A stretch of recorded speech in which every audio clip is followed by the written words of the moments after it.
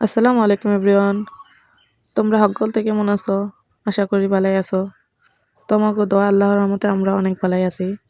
তো আজকে আমরা একটা ইউনিক রেসিপি ট্রাই করব। কারা কারা ট্রাই করছো কমেন্ট করে জানাইবা। আর এইদিকে দেখো আমার পাকু বুড়ির কত প্রশ্ন। কি করবা আম্মু ভাত দিয়া, এগুলা দিয়া কি করবা?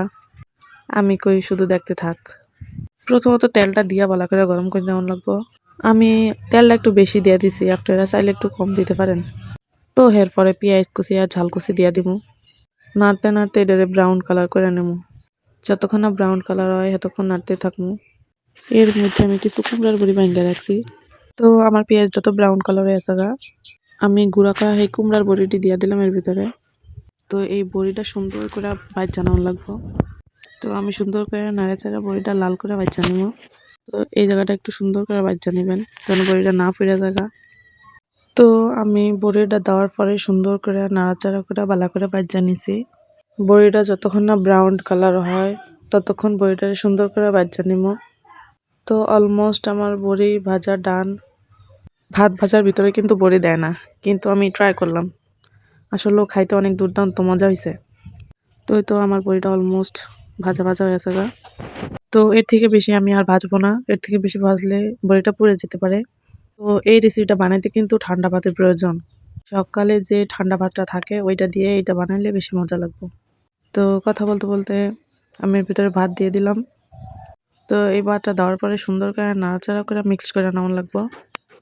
ভাতটা দেওয়ার পর অলমোস্ট 5 মিনিট আমি রাখছি। 5 মিনিট সুন্দর করে ভাতটারে ভাজা ভাজা করে নিছি। 5 মিনিট তো ভাতটারে ভাজলাম, কিন্তু লবণ হলুদ দিছি এটা কইতেই তো মনে নাই গা। তো এই তো পরিমাণ মতন লবণ দিছি, পরিমাণ মতন হলুদ দিছি।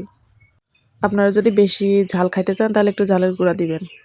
তো আমি ঝাল কাইটে দিছি, ওতেই যথেষ্ট, আর বেশি লাগবো না। তো আমার ভাতটা আমি 5 মিনিট কুক করে নিছি। এর মধ্যে দেখেন আমি আবার হলুদ দিছি।